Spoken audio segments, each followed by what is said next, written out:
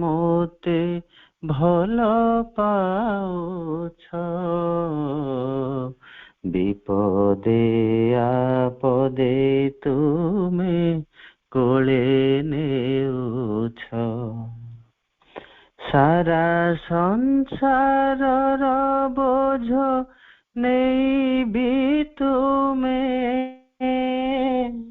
मो कथा कि केबे हेले तिले भूलुछ बेले बेले तुम ठारू गले भी दूरे सनसी रे मोते तुमे टाणुछ सारा संसारर बोझ नहीं भी तुमे मो कथा कि केबे हेले तिले भूलुछ बेले बेले तुम ठारू गले भी दूरे सनसी रे मोते तुमे टाणुछ तेणु लागे एई विषे सबु संभव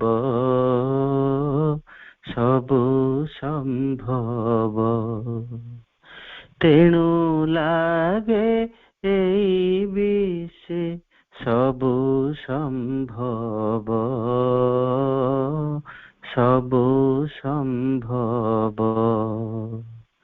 जानिछि मा मोते केते भल पाउछ विपदे आपदे तुमे कोले नेउछ नूतन जगत पाई नेइछ मोते संभावना मो निकटे किबा देखिछ मोर प्रस्तुति पाइबी करी उद्यम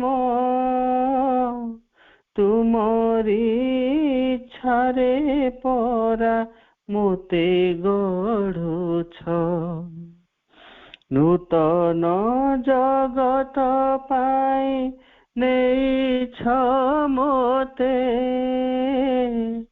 संभावना मो निकटे किबा देखिछ मोर प्रस्तुति पाइबी करी उद्यम तुमरी इच्छारे परा मोते गढ़ुछ तेणु लागे एई विषे सबु संभव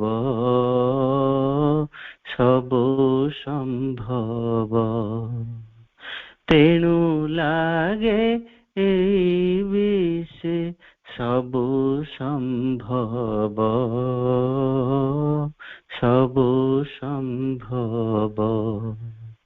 जानिछि मा केते मोते भल पाउछ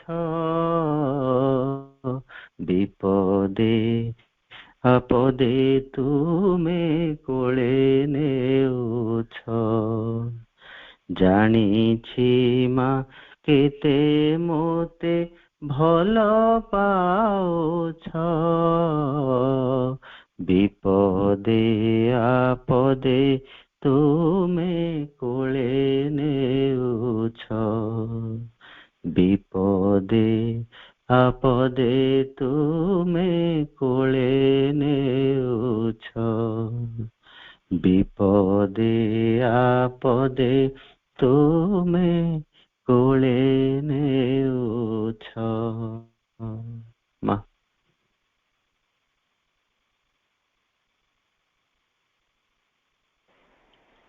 धन्यवाद भाई। आजिर आलोचनार विषय वस्तु हेउछि द फोर पिलर ऑफ साधना। ए विषय रे आलोचना करिया पई आम सह अछंती बुर्ला संबरपुर रु पूज्य अरुण भाई। मु तांको अनुरोध करिबे से तांको आलोचना रखिबे भाई।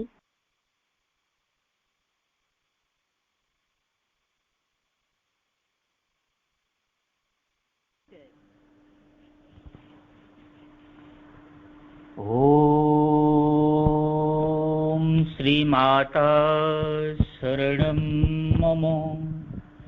ओम श्री अरविंद शरणं मम। ओम श्री माता शरणं मम। ओम श्री अरविंद शरणं मम। आजिर ऑनलाइन डिवाइन ग्रेस पाठ्यक्रम रे उपस्थित थिबा मोर अति आपणार समस्त अमृत अभिक्षु अपाओ भाई माने समस्तंक पाई मांक निकट रे कृपा भिक्षा करुछि एवं स्वतंत्र भाव रे छोट भौणी अरश्री पाई मोर स्नेह श्रद्धा और आंतरिकतार सहित मां निकट रे तापई अजस्र अजस्र कृपा भिक्षा करुछि। आमे आगरु प्रकृति और विश्व प्रकृति विषय नाम रे पांचटी भाग आलोचना करिसंती एवं से आलोचनार मुख्य विषय वस्तु हला जे प्रकृति कौन, विश्व प्रकृति कौन एवं प्रकृति एवं विश्व प्रकृति ए दुहे ए पृथ्वीर विवर्तन पाई जोग साधना करुछंती से कथा आमे आलोचना करुथिले एवं ताहा प्रभु श्री अरविंदंकर आलोचना थिला जोग समन्वय ग्रंथरु। एवं जेतेबेले साधना कथा कुहा जाउची सेतेबेले प्रकृति भी विश्व प्रकृति जोग साधना करुछि एवं प्रकृति मध्य जोग साधना करुछि। तेणु आज आम जो साधना कथा कथा होउछंती से होउछि आम भितर थिबा प्रकृतिर जोग साधना बा साधारणतः आम जहाकू जोग साधना बोली कहूछु ताहा होउछि आम भितर थिबा प्रकृतिर जोग साधना। तेणु ए जो आम प्रकृतिर जोग साधना तार मूल लक्ष्यटी हला जे आम जीवनर जो लक्ष्य रही से लक्ष्य को पूर्ण करने पाई एई जोग साधनाटी आवश्यक अछि। तेणु आम जीवनर लक्ष्यटी जोंठी प्रतिपादित हेबाकु जाउछि आमर जो कलेवर रही से कलेवर को जदि आमे गोटे घर बोली भाबिबा तेबे सेई घरर छातटी होउछि आमर जोग साधना। एवं ए जो जोग साधना विषय रे आमे जहाँ आलोचना करुछंती सेई छातटी मजबूत करने को हेले तापई चारोटी पिलर दरकार अछि, चारोटी स्तंभ। एवं सेई चारोटी स्तंभ जेते मजबूत हेई परिबो आमर साधनार जो दिगटी रही सेते मजबूत हेई परिबो। और साधनाटी की आम साधनाटी जदि आम गोटे आम घरर छात बोली कहवा छातटा सेतिकी मजबूत हबो जेते मजबूत हेइथिबो एई चारोटी स्तंभ। एवं ए जो चारोटी स्तंभ रही ए चारोटी स्तंभ हला शास्त्र, उत्साह, गुरु एवं काल। ए जो चारोटी स्तंभ ए चारोटी स्तंभ को आमे जेते मजबूत करि परिबा आमर जो साधनार छातटी रही से छातटी मध्य सेतिकी मजबूत हेई पारे। तेणु जोग साधना पाई ए चारोटी स्तंभ को मजबूत करिवार यथेष्ट आवश्यकता रही। ईश उपनिषदर 4th श्लोक रे कहा जाउछि अनेजद एकम मनसो जबियो नयन देवा आप्रुवन पूर्वमर्षत तद धावते अन्यान्य तेति तिष्ठत तस्मिनः आपो मातरिक्षा दधाति। देवा कहले देवता मान, ଏବଂ ସେଇ ଦେବତା ମାନେ ଆମ ଭିତରେ ଇନ୍ଦ୍ରିୟ ଆକାରରେ ଆମ ଶରୀର ଭିତରେ ବସବାସ କରନ୍ତି। ଏହା ଐତ୍ର ଉପନିଷଦରେ ଲେଖାଯାଇଛି। ଏକମ୍ କହିଲେ ଯିଏ ଏକ ଏବଂ ଅଦ୍ୱିତୀୟ ସଚିଦାନନ୍ଦ ସ୍ୱରୂପ ଆତ୍ମପୁରୁଷ, ସେ ଆମ ଭିତରେ ଅବସ୍ଥାନ କରିଛନ୍ତି। ଏବଂ ଏହି ଶ୍ଲୋକରେ କୁହାଯାଉଛି ଯେ ଆତ୍ମା ତ ଗତିଶୂନ୍ୟ, କିନ୍ତୁ ମନଠାରୁ ବହୁତ ଚଞ୍ଚଳ, ଅଛି ବହୁତ ଫାଷ୍ଟ, ଏତେ ଫାଷ୍ଟ ଯେ ଆମର ଇନ୍ଦ୍ରିୟ ମାନେ ତାକୁ ଓଭରଟେକ୍ କରିପାରିବେ ନାହିଁ, ତାକୁ କଳନା କରିପାରିବେ ନାହିଁ, ଏତେ ଫାଷ୍ଟ। ଯଦିଓ ସେ ହୃଦୟ ଭିତରେ ଅଛନ୍ତି ଆତ୍ମପୁରୁଷ, ତଥାପି ଯେ କେହି ନା କେହି ମନ ଦ୍ୱାରା ଚେଷ୍ଟା କରିବ ଯଦି ଧରିବା ପାଇଁ, ସ୍ପର୍ଶ କରିବା ପାଇଁ, ଦେଖିବା ପାଇଁ, ତେବେ ତାହା କରିପାରିବ ନାହିଁ। ତେବେ ଏସବୁ କାହିଁ କରିପାରିବ ନାହିଁ ନା ତାର ମୂଳ କାରଣଟି ହେଉଛି ଆତ୍ମାର ଚାରିପାଖରେ ଏକ ଜଳାଶୟ ଅଛି, ଯାହା ଆତ୍ମାଙ୍କ ଦ୍ୱାରା ଅଧିକୃତ ହୋଇ ରହିଛି। ଯେମିତି ବସୁଧ୍ୟା ବଣ, ଜଙ୍ଗଲ, ପାହାଡ଼, ପର୍ବତ, ନଦୀ, ନାଳ, ସମୁଦ୍ର ଇତ୍ୟାଦିକୁ ଯେମିତି ଧାରଣ କରି ରହିଛନ୍ତି, ଠିକ୍ ସେଇଭଳି ଭାବରେ ଏ ଯୋଉ ଜଳାଶୟଟି ଅଛି ଆତ୍ମପୁରୁଷ, ସେ ଜଳାଶୟକୁ ଧାରଣ କରି ରହିଛନ୍ତି।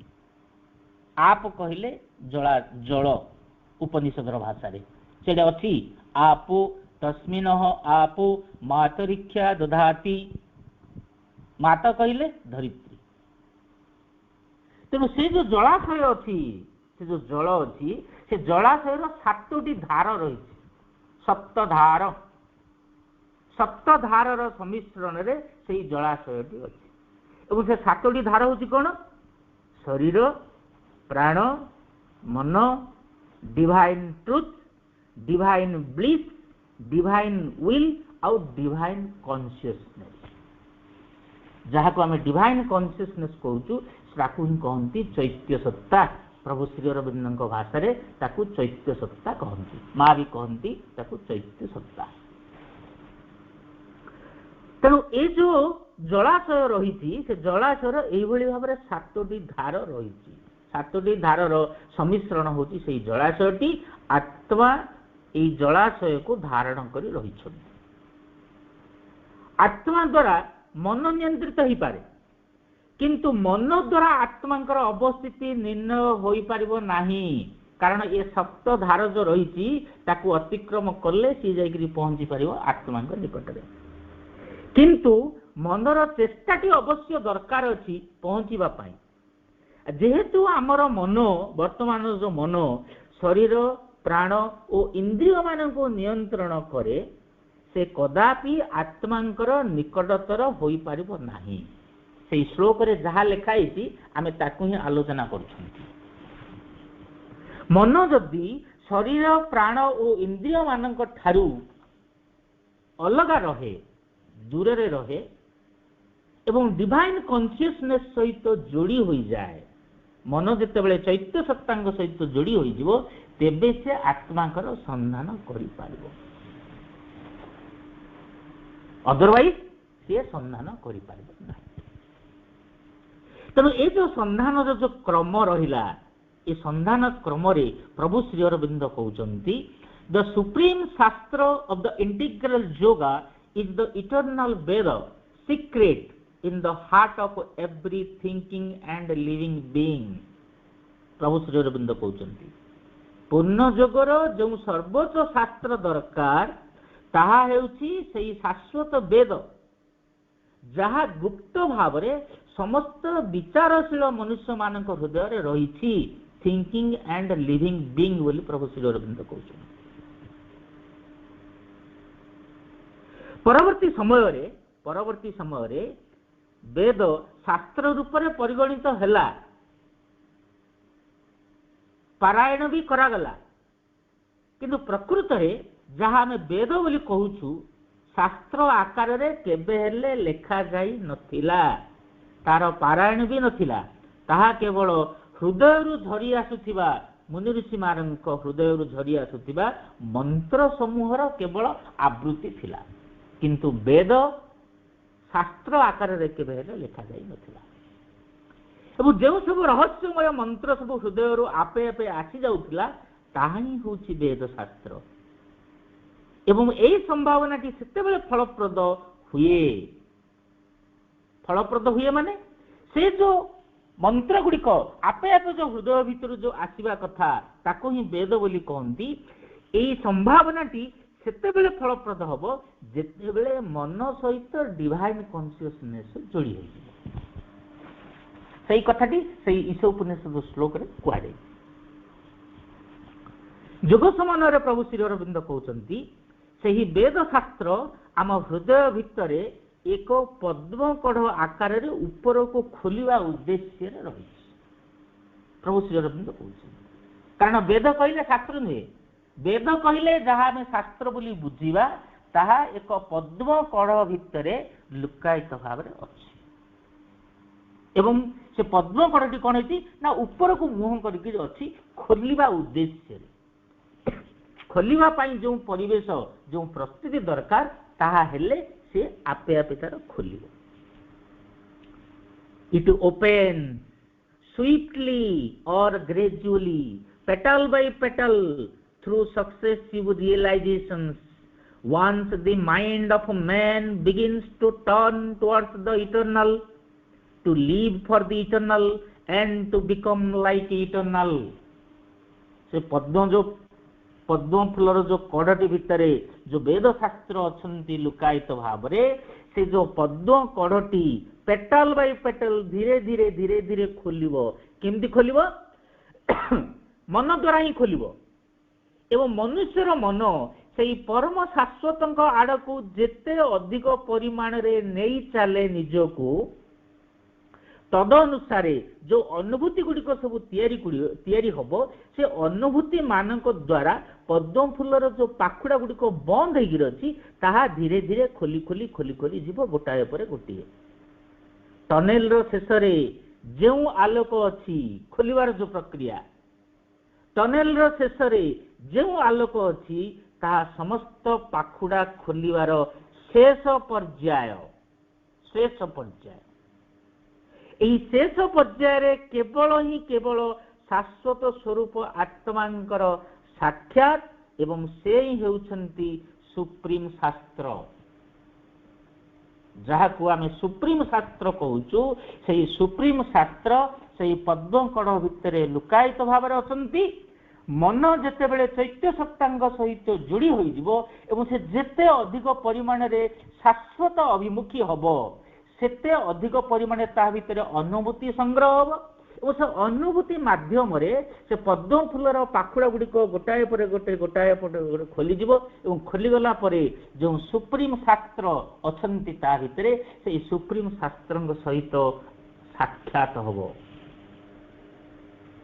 पुणी प्रभु कहउचंती he who chooses the infinity has been chosen by the infinity। जो माने सही असीम शाश्वत को खोजिबा पाई संकल्पटिए करंती सेई मानकु ही सेई शाश्वत बा असीम निर्वाचित करिथान। तेणु समस्त ताको खोजी परिबे नाही।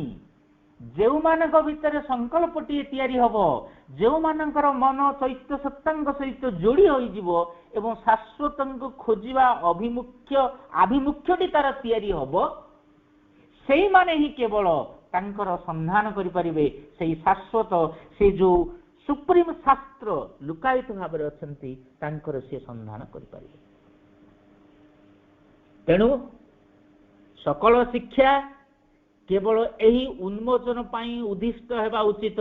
कारण आम जीवन जो लक्ष्य रही से लक्ष्य पूर्ण करबा पाई एई भली एक जोग साधनार आवश्यकता रही जोठी मन चैत्य सत्तांग सहित जोड़ी हब एवं सही परम शाश्वत संधान करिवो।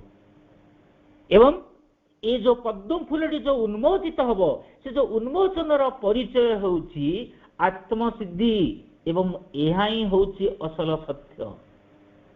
आमे अनेक समय रे जहाँ सत्य बोली कहूचु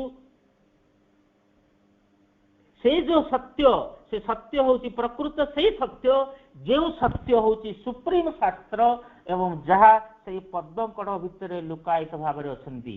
ତେଣୁ ଆମ ସମସ୍ତଙ୍କ ଜୀବନର ଲକ୍ଷ୍ୟ ହେଉଛି ସେଇ ସତ୍ୟକୁ ଖୋଜି ବାହାର କରିବା, ସେଇ ସତ୍ୟର ସନ୍ଧାନ କରିବା ଏବଂ ସେଇ ସତ୍ୟଙ୍କ ସହିତ ଆମେ ନିଜକୁ ଯୋଡ଼ିବା।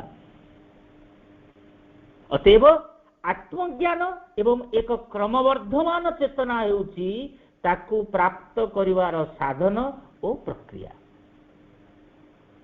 ଉନ୍ମୋଚନର ଯୋଉ ଅବସ୍ଥା ରହିବ, ପେଟାଲ ବାଇ ପେଟାଲ ଯୋଉ ଖୋଲି ଖୋଲି ଖୋଲି ଖୋଲି ଯୋଉ ଯିବ, ହୃତ୍ ପଦ୍ମରେ ଅଧିଷ୍ଠିତ ସେହି ପରମ ନିବାସୀଙ୍କ ଠାରୁ ସମାଗତ ହୋଇ ଆସୁଥିବା ସେହି ବିକିରଣକାରୀ ଦୀପ୍ତିମୟତାର ସାମର୍ଥ୍ୟଟି ଦ୍ୱାରା ଜ୍ଞାନର ପଦ୍ମଟି ପ୍ରକାଶିତ ହୋଇ ଉଠିବ।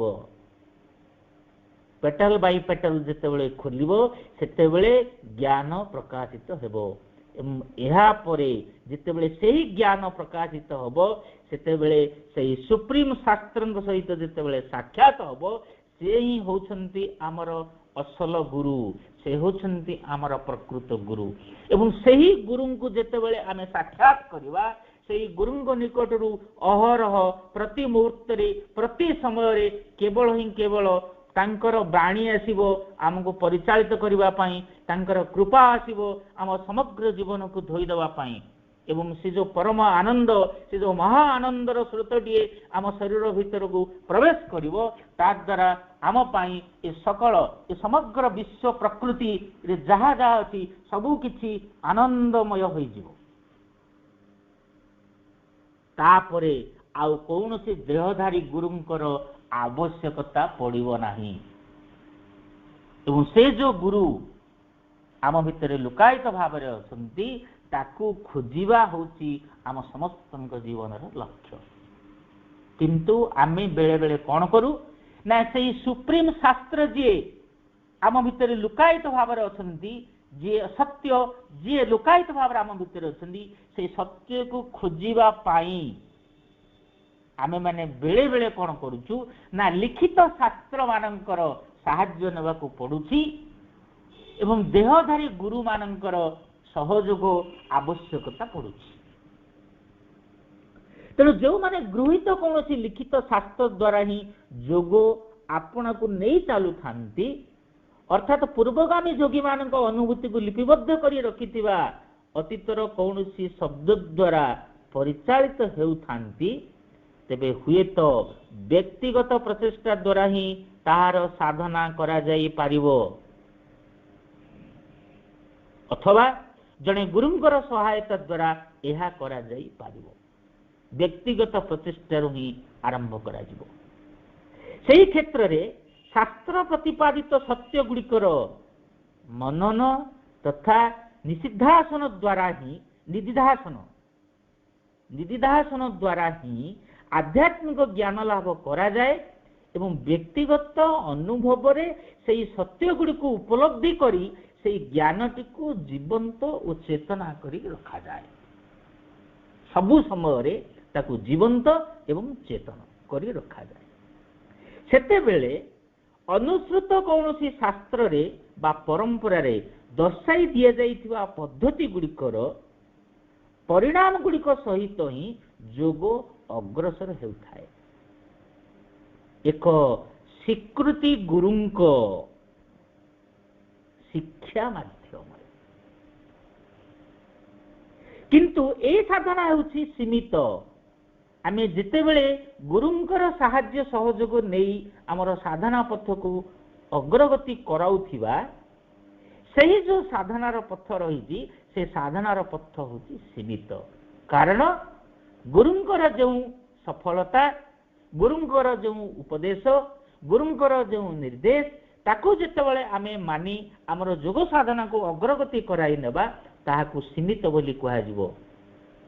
ଏବଂ ଯେତେବେଳେ ଆମର ହୃତ୍ ପଦ୍ମରେ ଯେଉଁ ସତ୍ୟ ଲୁକାୟିତ ଭାବରେ ଅଛନ୍ତି, ସେ ହେଉଛନ୍ତି ଆମର ସୁପ୍ରିମ ଗୁରୁ, ସୁପ୍ରିମ ମାଷ୍ଟର, ସେ ହେଉଛନ୍ତି ଆମର ଅସଲ ଗୁରୁ, ଯିଏକି ଅନନ୍ତ, ଯିଏକି ଅସୀମ, ଯିଏ ଲୁକାୟିତ ଭାବରେ ତାଙ୍କୁ ଯେଉଁ ଖୋଜିବାର ପ୍ରକ୍ରିୟାଟି, ସେ ଖୋଜିବାର ପ୍ରକ୍ରିୟା ହେଉଛି ଅନ୍ତହୀନ, ସେ ହେଉଛନ୍ତି ଅସୀମ। କିନ୍ତୁ ଦେହଧାରୀ ଗୁରୁମାନଙ୍କର ଆମେ ଯଦି ଆବଶ୍ୟକତାକୁ ଚାହୁଁଛୁ, ତେବେ ତାହା ହେଉଛି ସୀମିତ। जो साधनार आत्मा को गुरु करा जाए से साधनार व्याप्ति थाए, दिगंत विस्तारी थाए, सते जेपरी दीर्घ कालरू अनंत लक्ष्य पथरे जीवा लगी पथटी को परिष्कार करुथाए।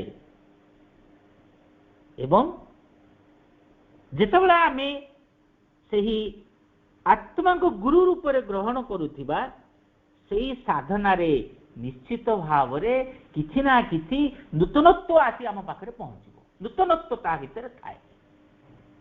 तेणु जो देहधारी गुरुंकर आवश्यकता रही साधनारे सेठी नूतनत्व किछि न थाए एवं ताहा जोग साधना, सही जोग साधना होची सीमित।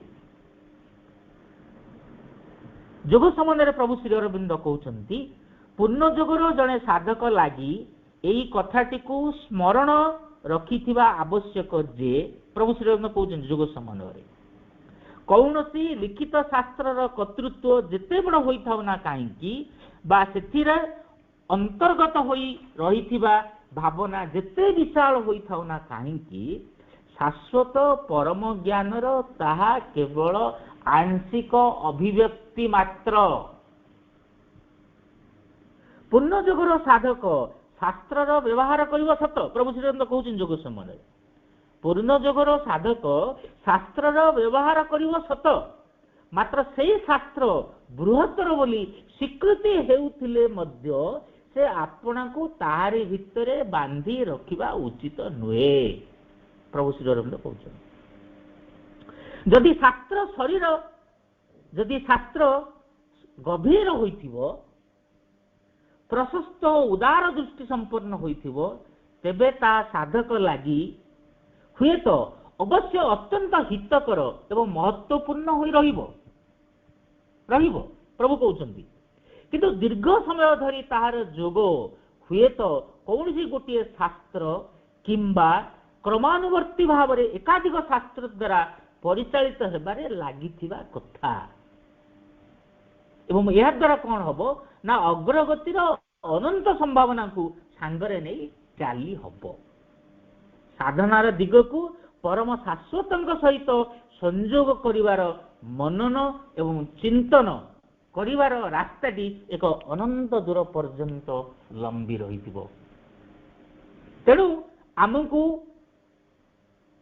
सही शास्त्र खोजिବାକୁ पड़िबो जो शास्त्र सीमितता नथिबो।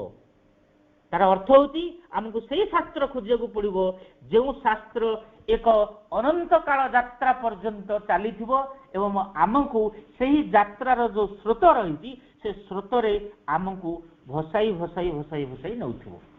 आमको सही भले शास्त्र को आमको चयन करने पड़िबो।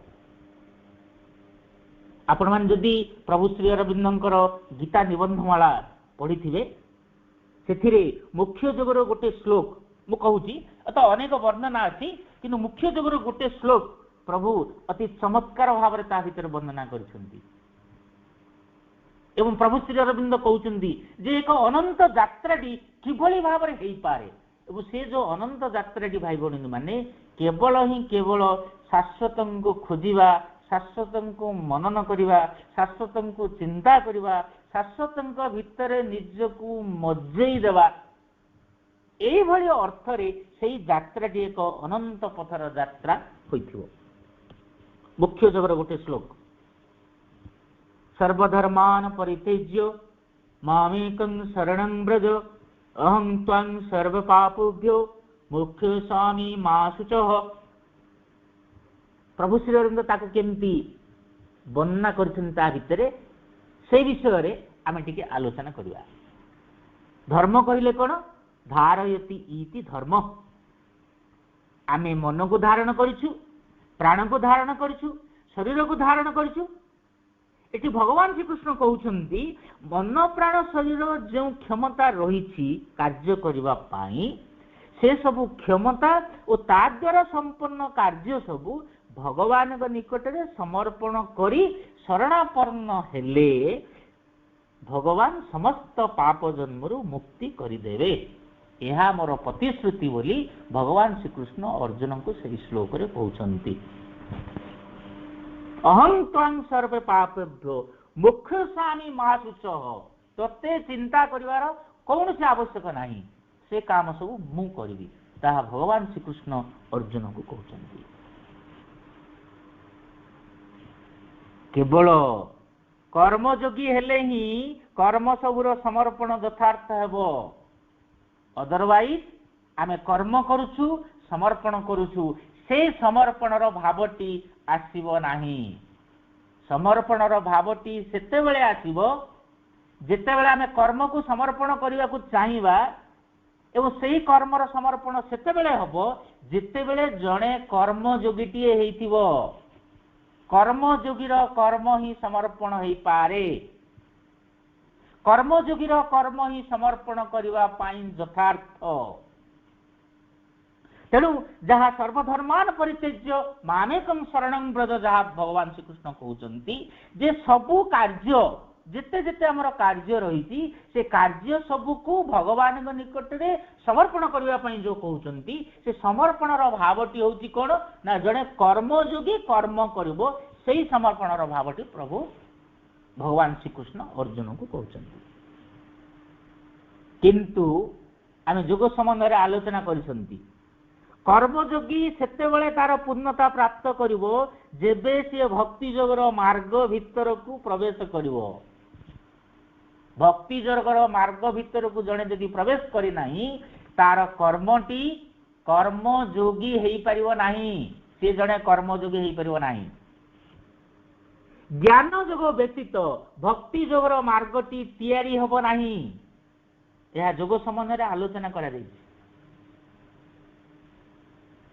ज्ञान जोग व्यतीत भक्ति जोगटी हेई परिवो नाही एवं ज्ञान जोगर फाउंडेशन होची कोन आध्यात्मिकता।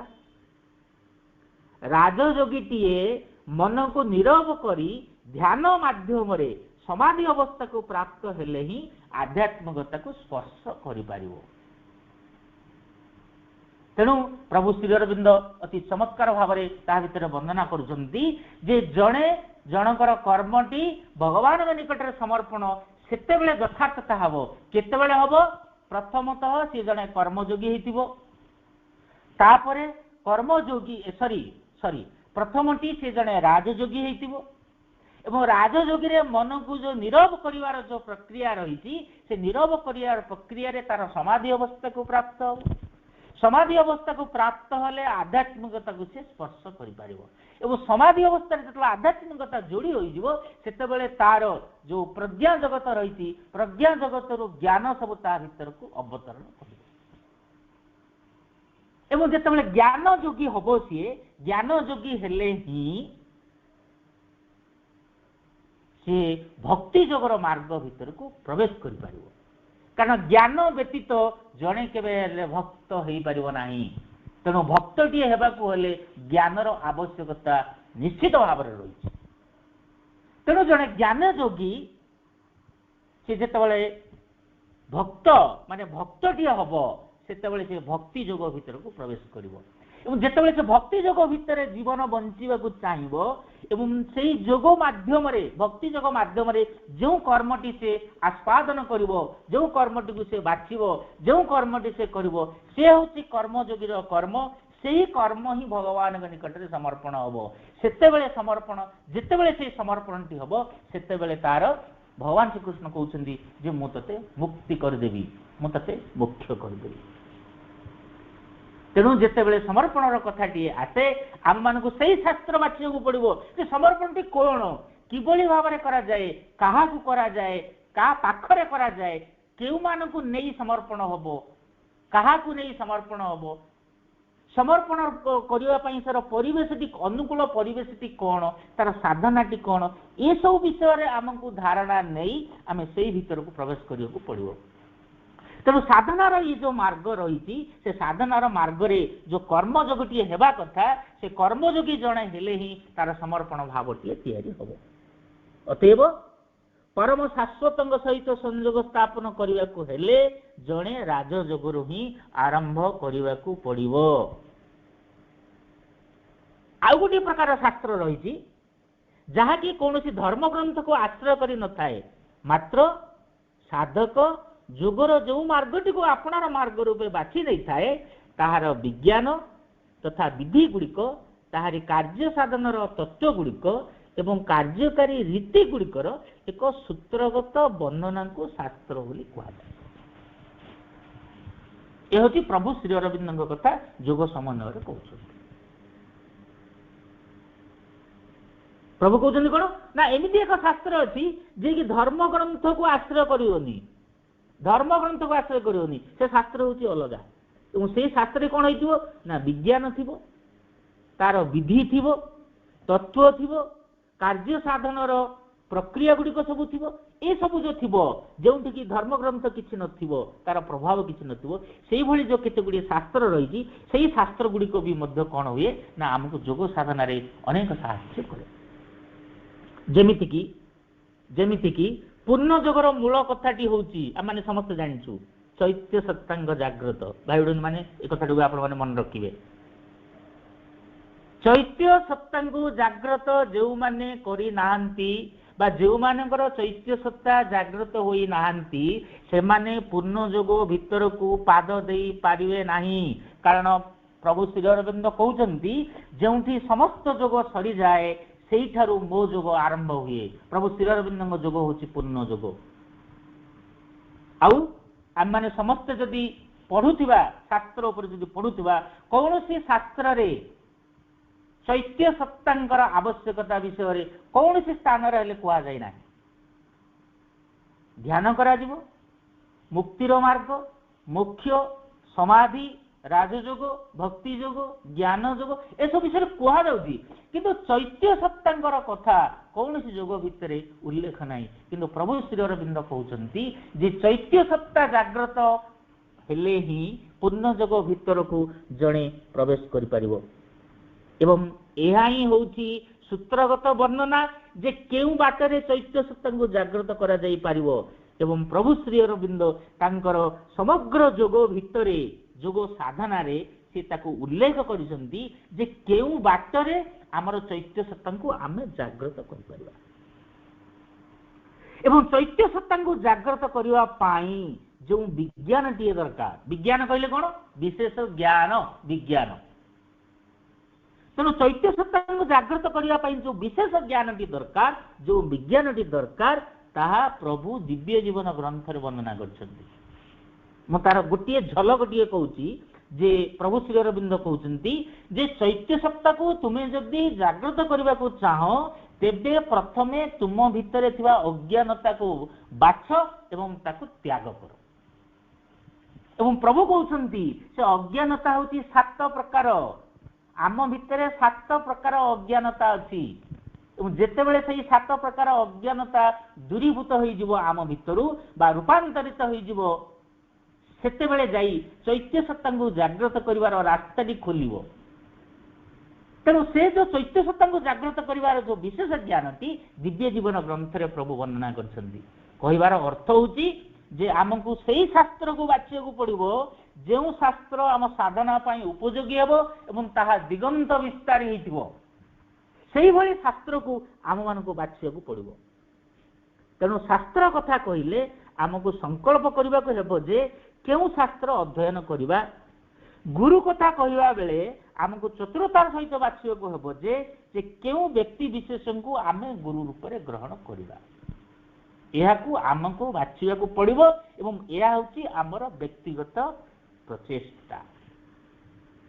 ଗୁରୁ ଶାସ୍ତ୍ର କରିବା ଆଗରୁ ଆମକୁ ଆଉ ଗୋଟିଏ କଥା ଲକ୍ଷ୍ୟ ରଖିବାକୁ ହେବ ଯେ ଆମ ସାଧନାର ଲକ୍ଷ୍ୟ ସମ୍ବନ୍ଧରେ ଆମକୁ ସଚେତନ ହେବାକୁ ହେବ। ଲକ୍ଷ୍ୟ ସମ୍ବନ୍ଧରେ ପ୍ରଥମେ ସଚେତନ ହେବା, ତାପରେ ଗୁରୁ ଏବଂ ଶାସ୍ତ୍ରଙ୍କୁ ବାଛିବା। ପ୍ରଭୁ କହୁଛନ୍ତି by this yoga we not only seek the infinite but we call upon the infinite to unfold himself in human life। ଅର୍ଥାତ୍ ଏହି ଯୋଗ ଦ୍ୱାରା ଆମେ ପରମ ଅନନ୍ତଙ୍କୁ କେବଳ ଖୋଜି ବାହାରିବା ନାହିଁ, ଏହି ମନୁଷ୍ୟ ଜୀବନର ଭୂମିରେ ହିଁ ଆପଣାକୁ ଉନ୍ମୋଚିତ କରିଦେବା ଲାଗି ସେହି ପରମ ଅନନ୍ତଙ୍କୁ ଆହ୍ୱାନ କରି ଆଣିବା। ଇଏ ହେଉଛି ଆମ ସାଧନାର ଲକ୍ଷ୍ୟ। ଏହି ସାଧନାର ଲକ୍ଷ୍ୟ ସମ୍ବନ୍ଧରେ ଆମେ ପ୍ରଥମେ ସଚେତନ ହେବା, ତାପରେ ଗୁରୁ ଏବଂ ଶାସ୍ତ୍ରକୁ ଚୟନ କରିବା। तेणु यही जोगर पथटी एक अनंत दूर को लंबी लगी आमको एपरी शास्त्र चयन करने को हेबो जहाँकि अनंत यात्रार पथ प्रदर्शन पाई अंतहीन स्वाधीनता जोगाई देउथबो। यह द्वारा कौन हेबो कि आपणार मार्गटी को अनुसरण करिवारे यथेष्ट नमनीयता रहिबो एवं सकल प्रकृति को उत्तीर्ण होई अवस्थित रहितिबा सेही परम संपदटी अभिमुखरे आपणार विकास कर्मटी को अनुधावन कराई पारि तेबे जाई जोगर पूर्णता प्राप्त हो। तेणु सही शास्त्र सही गुरु आमको बाछिया को पड़ो जे एक अनंत यात्रा पथरे अनंत काल निमित्त आमको साहाय्य सहयोग करि परिबो एवं आमर जो विकास धर्मी मनटी अछि से विकास धर्मी मनटी को क्रमशः से त्वरान्वित करुथबो। तेणु से भली भाव में आमको शास्त्र एवं गुरु को चयन करने को पड़ो। शास्त्र होची आम समस्त मन रखिबा जे शास्त्र होची एक सहायक साधन आंशिक भाव में एक पथ प्रदर्शक किंतु शास्त्रटा संपूर्ण भाव में साधना बोली विवेचित करा जिवो नाही। यह प्रधान प्रधान मार्ग गुड़िकर नामकरण करिथाए शास्त्र शास्त्र प्रधान प्रधान मार्ग गुड़िकर नामकरण करिथाए बा पूर्वर ज्ञात और आविष्कृत हो सारी दिग गुड़ी को भी नामकरण कर दी थाए। तद्वारा कौन हुए ना साधना बाटरे चलुवा बाटोईटी कुआड़े जाउछि केउ दिगरे जाउछि से कथा जानिबा पई से समर्थ हेबो। तेणु आम जो शास्त्र पढ़ुवा से शास्त्र भितर मार्ग गुड़ी को आम सब अनुसरण करने को पड़ो ताकू हमको जानिया को पड़ो बुझिया को पड़ो ताकू आम जीवन में प्रयोग करने को पड़ो आम जदि प्रकृत रे योग साधना करने को चाहूँ। ईशा उपनिषद गोटे श्लोक अच्छे विद्यांश अविद्यांश यस्तद वेदो भयंसः अविद्याया मृत्युं तीर्त्वा विद्यायां मृतं स्नुते। आ भीतर अच्छी दुईटी शब्द गोटे हूँ विद्या आ गोटे हूँ अविद्या विपरीत बोधक शब्द आ गोटे हूँ मृत्यु आ गोटे हूँ अमृतत्व। तेणु से श्लोक कहुचे विद्या गुण सहित विद्या हूँ गुण आम भितर जो गुण गुड़िक अच्छी दी भाग करा गोटे भाग है विद्या गुण आ गोटे है अविद्या गुण।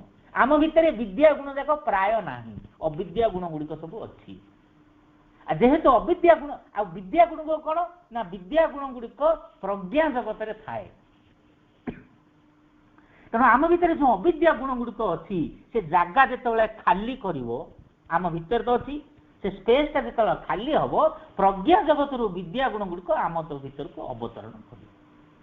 यही श्लोक कहुची जो मान निकट में विद्या गुण थाए से निकट में अमृतत्व संभावना थाए जो मानकर अविद्या गुण थाए से निकट में मृत्यु गुण गुड़िक मृत्यु अवश्यंभावी होता है। आम मैंने समस्त मरु ना कि आम मैंने किए कहीपर मु मरबी ना बोली किए कहीपर आम मैंने समस्त मरवा कहीं मरवा ना ये श्लोक रे जहाँ लिखा जाइए आम भितर से अविद्या गुण गुड़िक भरपूर भाव में अच्छा जन्म जन्मरू अच्छा आम ए जो जन्म बंची आगु एमती केते जन्म गला आग को आहरी केते जन्म भी आसो। तेणु आम जिते जन्म सब बीतला सबु जन्मरू केतेबेले केबे केबे सबू आम से अविद्या गुण गुड़िक सब सांगरे नहीं नहीं नहीं नहीं आसीचु एवं से आम भितर भरपूर भाव में से अविद्यार गुण गुड़िक अच्छी। से अविद्या गुण गुड़िक हूँ कौन क्रोध लोभ मोह हिंसा कपट मिथ्या द्वेष अहंकार परस्त्रीकातरता लोभ मिछ कहवा अन्य को हिंसा करवा अज्ञानता परस्त्रीकातरता ये जो सब गुण गुड़िक ये सब गुण गुड़िक हूँ अविद्यार गुण ये सब आम भितर मजबूत हो मजबूत आम किए कहीपर मु रागिबी ना आम किए कहीपर मु लोभ करी ना आम किए कहीपर मोर फ्लाट दरकार नहीं मोर गाड़ी दरकार नहीं आम किए कहीपर कारण ये सब हूँ अविद्यार गुण जेहेतु ये अविद्यार गुण सब रही तेणु आम मृत्यु हूँ अवश्यम्भावी तेरे विद्यार गुण गुड़िक है कौन ना ये जो अविद्यार गुण गुड़िकर विपरीत समस्त को स्नेह करवा समस्त को श्रद्धा करवा समस्त को भल पाइबा अहिंसा आचरण करवा साधुता अवलंबन करवा सबु बेले सत्य कहवा समस्त को समान दृष्टि देखा ये जो गुण गुड़िक रहा ये सब गुण गुड़िक है विद्यार गुण यही विद्यार गुण गुड़िक जो मान निकट रही अमृतत्वर संधान करें अमृत पथर से समस्त यात्री हो पारे अमृत पथ कहले कौन ना जो पथरे दुख नहीं जो पथरे वार्धक्य नहीं जो पथरे आलस्य नहीं जो पथरे रोग नहीं जो पथरे जंत्रणा नहीं ये जो पथ से पथ हूँ अमृतत्वर पथ एवं से पथटी सेते आमको प्राप्त हम जिते बड़े आम भितर विद्यार गुण गुड़िक मौजूद होम भितर तेणु ये जो आम आलोचना करुछंती जे प्रधान प्रधान मार्ग गुड़िक आम एमती नामकरण करवा विद्या है विद्या और अविद्या ये है गोटे मार्ग तेणु साधकटी जिते तार साधनार पथरे अग्रगति करुए ताको सचेतन करने मार्ग गुड़िक आमको मन में रखा पड़ो अविद्यार गुण गुड़िक त्याग करने को पड़ो साधनार मार्ग में मुझे कौन सी समय रे मिछ कहीदे तेज मु सचेतन हेबी जे मिछ हूँ अविद्यार गुण मुझे कौन सी मुहूर्त में रागी जाऊँगी मु सचेतन हेबी नाई मु रागिबा कथा नुह तेणु ये जो प्रधान मार्ग गुड़िक रही से प्रधान मार्ग गुड़िक आमको अंडरलाइन करने को पड़ो साधनार दिगरे अग्रगति कले एगुड़िक सब आमको अंडरलाइन करने पड़ो ये सब अंडरलाइन करी आम निज जीवन में आमको सचेतन करने को पड़ो निजको निजे सचेतन करने को पड़ो जे मुझे अविद्यार गुण गुड़िक ग्रहण करी ना जदि बाई चान्स आसी जाऊँगी मुझे दृढ़ संकल्पर सहित मु त्याग करी तेणु से शास्त्र आवश्यकता रही जे आमको से मार्ग गुड़िक प्रधान प्रधान मार्ग गुड़िक अनुसरण करने को पड़ो एवं प्रभु श्री अरविंद कहते से ईशोपनिषद वर्णनाटा प्रभु श्री अरविंद ईशोपनिषद वर्णनाटा प्रभु कहते भितर the perfection of the man therefore is the supreme accord between Vidya and अविद्या मनुष्यटी सेतेबेले पूर्णांग मनुष्य हो पारिबो जितेबेले ता भितर थिया अविद्या गुण गुड़िक विद्या गुण रे रूपांतरित हो पारिबो एक दिव्य संपर्क माध्यम तेणु से जो दिव्य संपर्कर जो माध्यम जो अविद्या गुण गुड़िक विद्या रे रूपांतरित हम ये जो मार्गटी मार्गरे जीवापाई आमको जो शास्त्र दरकार जो गुरु दरकार से गुरु से शास्त्र को आमको खोजिया पड़े एवं से शास्त्रटी हूँ कौन ना प्रभु श्री अरविंद जमी कहते ईशोपनिषद ताकू आम ग्रहण करवा सेटा हूँ शास्त्र गुरु किए हम ना प्रभु श्री अरविंद को आम गुरु रूप में ग्रहण करवा माँ को आम गुरु रूप में ग्रहण करवा तांकर जो पथ रही आम दिग्दर्शन आम दिग्दर्शन आम ग्रहण करवा तेणु जितेबले माँ श्री अरविंद को आम जीवन में गुरु रूप में ग्रहण करवा तांकर लिखित ग्रंथ को शास्त्र आम साधनार शास्त्र रूप में जदि आम ग्रहण करवा भाई भणी माने आम जीवन जो लक्ष्य रही से लक्ष्य दिगरे आमको पहुँचवा सहज सरल हो पार ये जो सहज सरल उपायटी आउरी सहज सरल करने श्री अरविंद आमको गोटे सरल सूत्र देते तुम माँ साहाय्य भिक्षा कर माँ कृपा भिक्षा कर माँ को भल पाओ माँ को श्रद्धा कर माँ को डाक माँ को नाम जप कर ये सब कर माँ निकटवर्ती हुओ माँ जो निकटवर्ती हम प्रभु श्री अरविंद कहते she is the golden bridge the wonderful fire she होती एक सुवर्णर सेतु एबे आमे जहाँ आलोचना करुले जे विद्यार गुण गुड़िक से प्रज्ञा जगत रे अच्छी अविद्यार गुण गुड़िक आम भितर अच्छी आम भितर थिबा अविद्या गुण गुड़िक विद्यार रूपांतरित करने आम गोटे संकल्प करवा से संकल्प को पूरा करने माँ साहाय्य नेबा माँ मझिरे ठिया होती एक सुवर्णर सेतु परी से आम भितर जो अविद्या गुण गुड़िक अच्छी से अविद्या गुण गुड़िक आमको विद्यार गुण गुड़िक टाणी नहीं जिवे आमे केवल खाली चाहिबा दरकार संकल्प करवा दरकार हाथ बढ़ेवा दरकार माँ पाखक माँ तांकर सही सुदूर प्रसारी हस्तरे तांकर वरद हस्तरे आम हस्त को टाणी नहीं आमर जो अविद्या भितर बंचीचु से विद्यार गुण निकटरे आमको नहीं पहुंचाई देवे आमर ये जो शरीर रही प्राण रही मन रही से एक दिव्य शरीर दिव्य मन दिव्य प्राण रे रूपांतरित हो समस्त को धन्यवाद। वंदे मातरम।